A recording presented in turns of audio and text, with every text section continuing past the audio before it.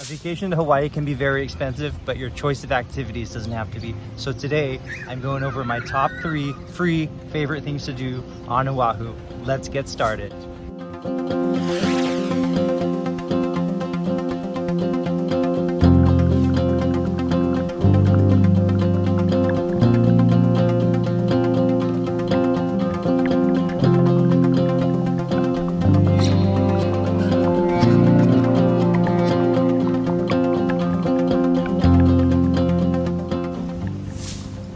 Hey everybody, I'm Tommy. I make videos about living in Hawaii.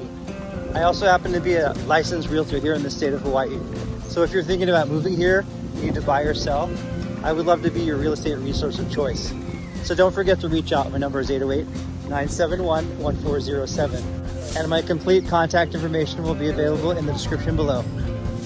Also be sure to follow me on Instagram at TommyMorgan808 as I'm putting out great information on Oahu just about every day. Okay, let's get into it. Number 1, Makapu Lighthouse Trail. Makapu Lighthouse Trail is located on the scenic Kaiwi shoreline in East Oahu.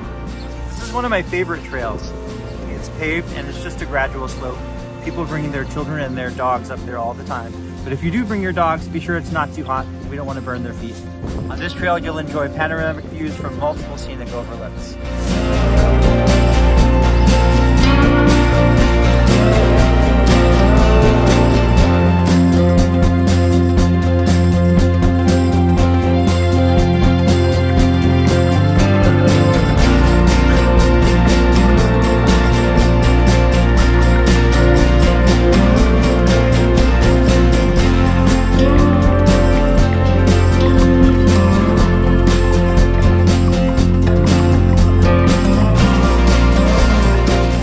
On a clear day, you can see Molokai, Maui, and Lanai.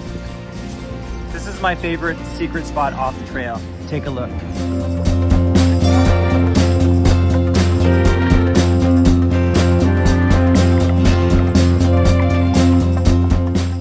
In the winter and spring months, you can see lots of whales from Makapu Lighthouse Trail. Officially, the whale season in Hawaii runs from December 15th to May 15th. Although the first whale of the season can be spotted as early as October. These are the Makapu tide pools. To get down there, you have to take a switchback several hundred feet down.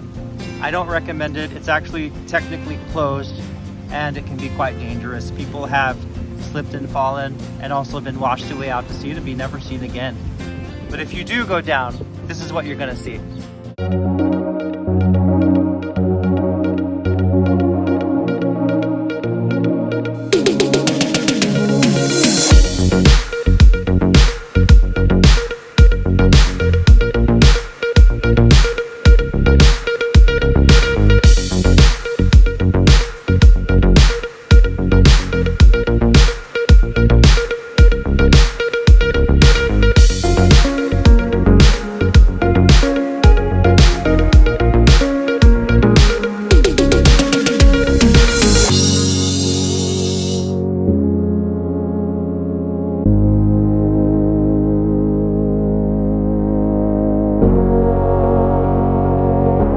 A lot of people go on this hike thinking they can actually go to the lighthouse or in the lighthouse, but in actuality, the lighthouse is off limits and it's behind barbed wire on government property. So don't even think about it, but you can see the lighthouse from the upper parts of the trail. Check it out.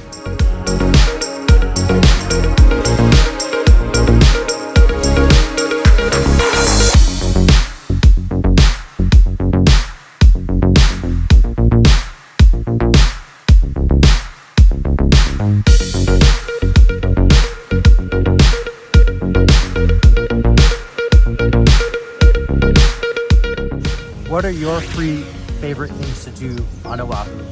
Leave a comment below. Number 2, Puualika State Park, Tantalus. This state park is located on Mount Tantalus in Honolulu. This is considered a high theft area, so I would advise against leaving anything of value in your car. At Puualika State Park, you will discover a scenic overlook with sweeping views of the entire South Shore, all the way from Diamond Head to Ewa Beach. Let's take a look at the view.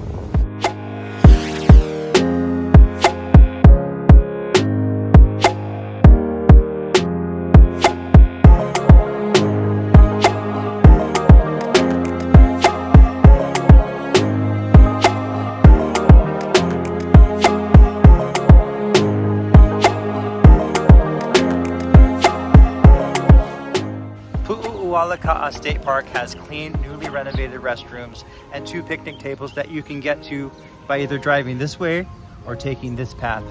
After a picnic in the cool mountain air, you can get to the hiking trails by driving down the hill just a bit. Interesting fact, the entire mountainside up here was once a macadamia nut farm called Nut Ridge. And Nut Ridge was originally planted in 1925. Many of the original trees are still up here and they're still producing macadamia nuts after all these years. This is what a macadamia nut tree looks like up close.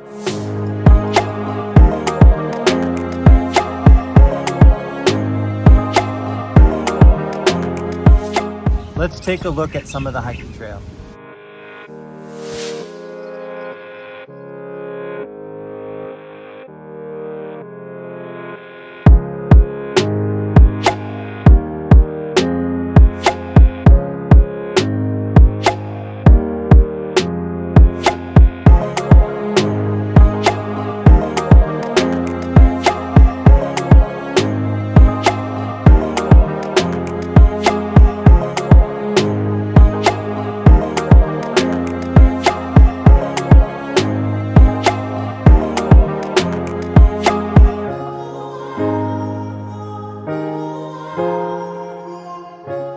The Hawaii trail system goes on for miles, so be sure to get back to your car before 7:45 in order to avoid being towed or getting lost. If you found this video interesting or useful, please like and subscribe. Number 3, Kiana Point Hiking Trail. Kiana Point State Park is a relatively remote and wild park with hiking, picnicking, and shoreline fishing opportunities. The park wraps around the northwest section of the island of Oahu and includes, how are you doing? The park wraps around the northwest corner of Oahu and is composed of 2 sections, the Kiana Mokuleia side and the Keawaula side, which is near Waianae. I like to say that it's where North Shore meets West Shore.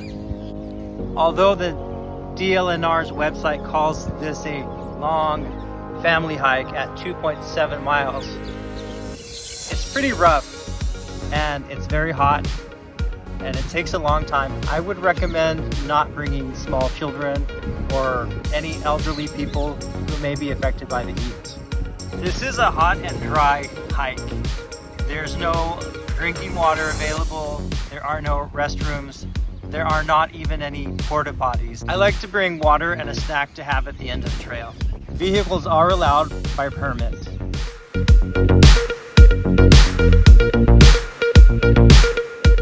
You will see lots of families making the trek out in 4x4s to go fishing. But be advised, the park does close at 7 p.m.